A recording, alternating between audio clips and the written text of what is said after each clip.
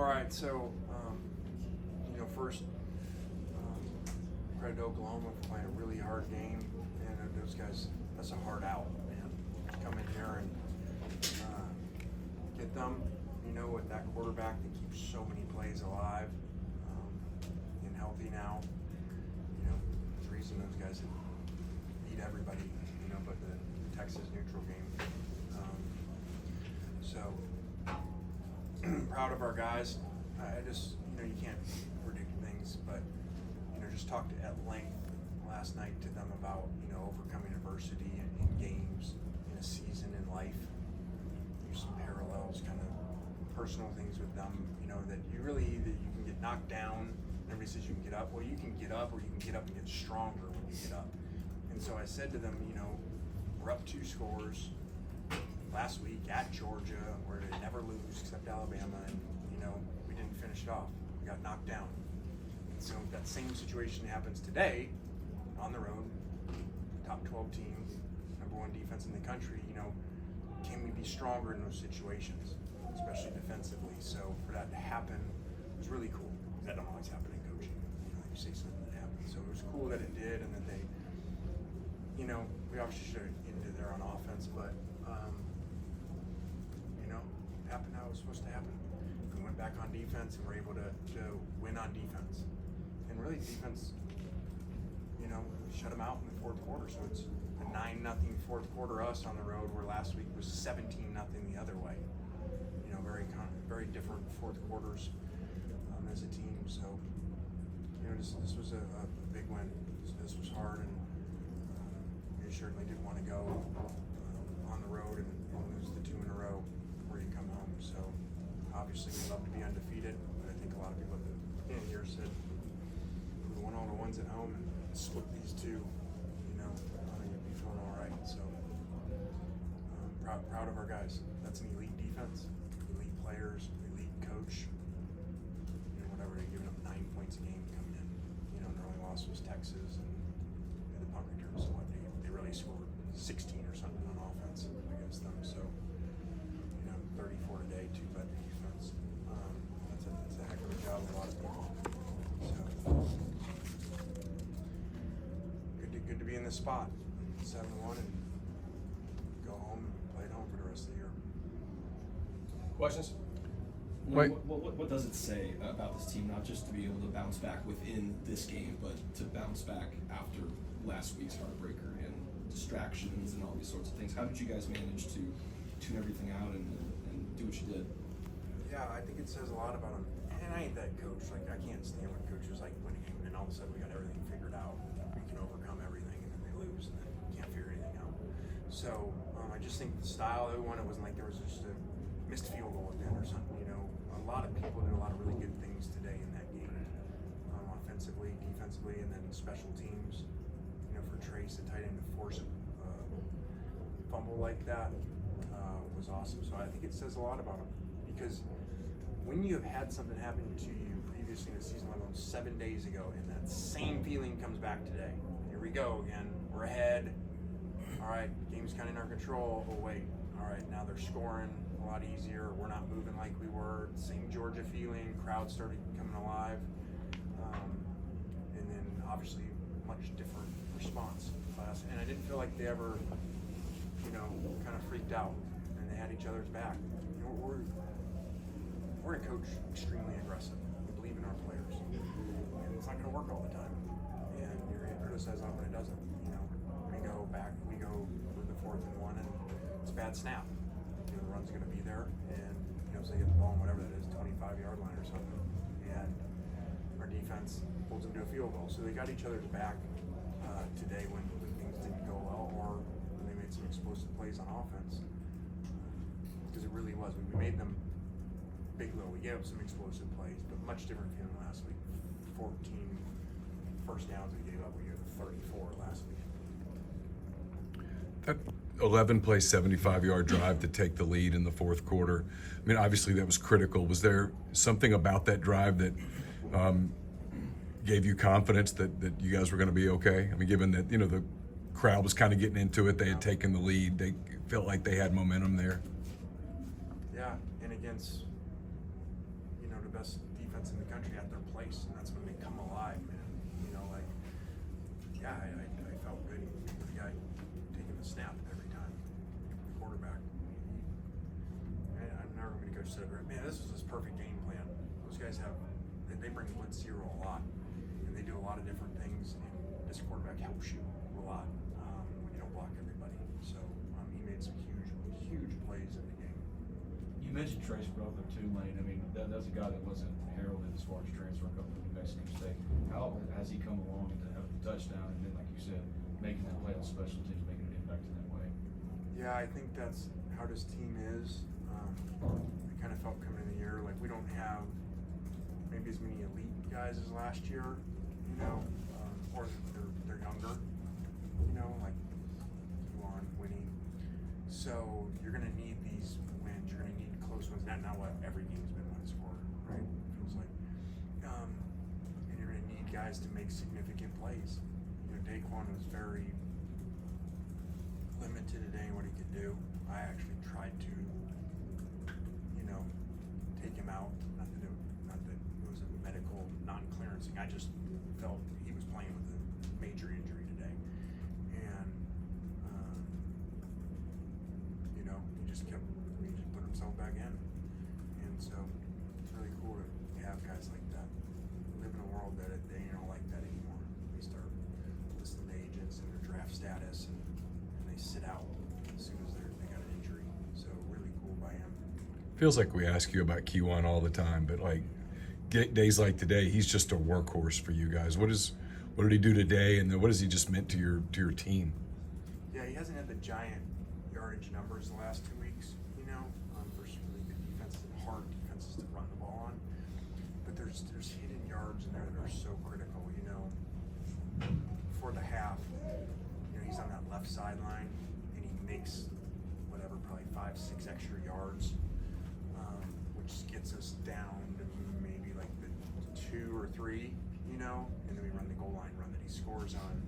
Well, if he didn't get those extra yards, he can't do that. You know, he can't get to that package. So there's a lot of plays. He almost ended the game on the first down play where he made 8, and then he couldn't make 2 yards on 2 plays. But he's really elite, and he took care of the ball. That's 2 weeks in a row on the road, really good defenses, 0 turnovers, 1 combined sack, and that has a lot to do with him in protection too. What things do you have to think about when you're deciding to put Austin in, and how do you feel like he played today? Yeah, and Austin missed the pop throw. You know, there's some schematical things, like especially with this head coach we're playing against, that there's some mind games going on there. Not mind games, but just chess. And Austin's got talent, and so just missed one today. Then we had a schematical open touchdown, and I thought his throw was fine on the 2-point. We dropped it, you know, or else that's very different, you know, at the end right there, because now we're at 10 instead of 8. Playing 2 road environments. Yeah, I think too, it's hard to prepare for.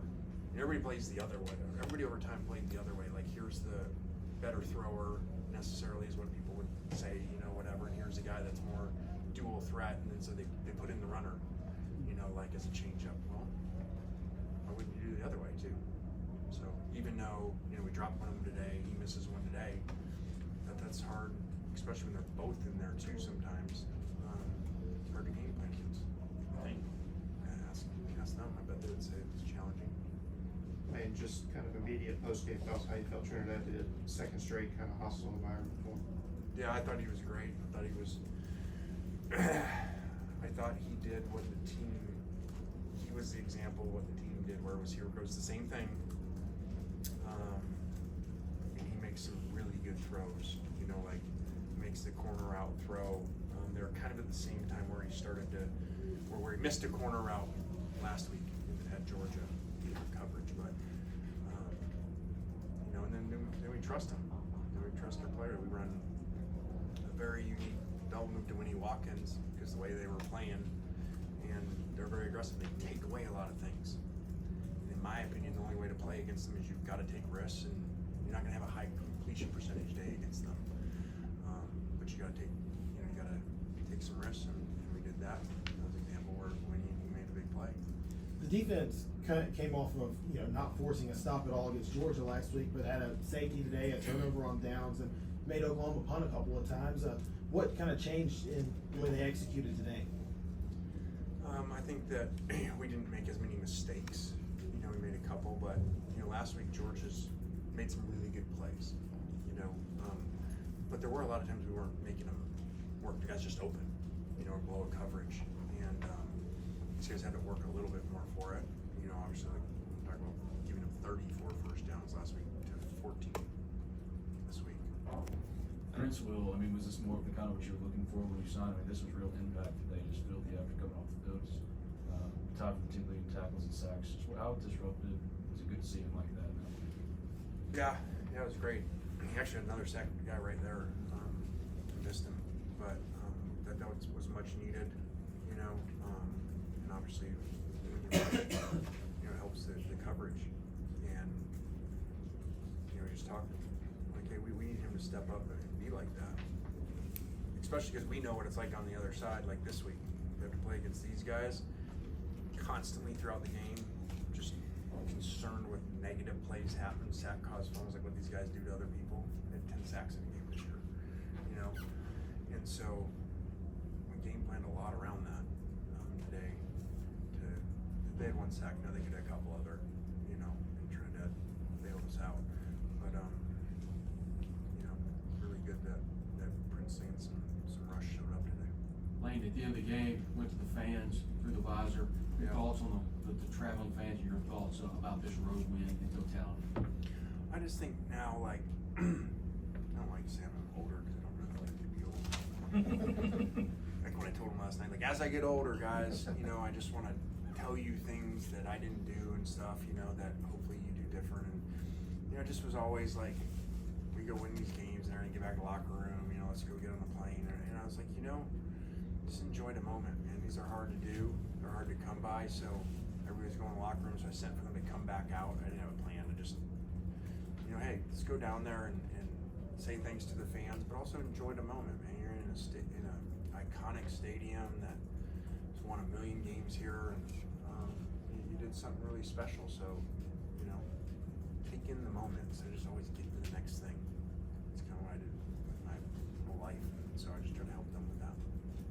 You guys obviously have put yourselves in position now by winning today to, everything's kind of in front of you. You kind of control your own destiny. Is it going to be difficult just to get guys to focus on one game at a time and not think about all the playoff picture discussion that's coming in the next few days? I don't think so, just because we don't, that's like not even our language, whether it's right or wrong. I don't talk to them like about that in playoffs and where you're ranked, any of that stuff. I just don't. That's just my philosophy, never have. We really, actually I did when I was younger. And it's been a lot of years and I don't talk to them that way, because it's just about staying in the process.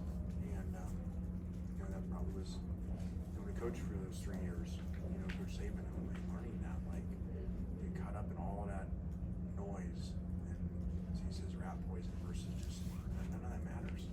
What matters is getting better in these individual areas so that you finish off games like this. Lane, you had that moment with David Stone at the end of the game. For yourself, just the emotions of being in this moment. You talk about reflecting. What is it? Not specifically, but just the moment of you walking off this field with an SEC road win in a place like this. Is that number 0? Yes. Okay. I was like, who's David Stone? That's just me. He was talking the whole game to me, and I did a good job. I felt not talking back. He just kept telling me we ain't gonna score and all this, so I didn't go try to find him. He was just walking by, so I just saw him. So that's just kind of me. Guy's a great player, man. I'm sure he's really enjoyable to coach. Coach, you talked about only 1 sack in the last 2 games for your Ole Miss offensive line. You mentioned before the season started with me that you really want to see a turnaround from your offensive line unit. What have you seen over them throughout the season today? What has made them so successful throughout the season for you this season? I think they've just done a good job coming together. And Georgia's gives you problems. These guys give you problems, man.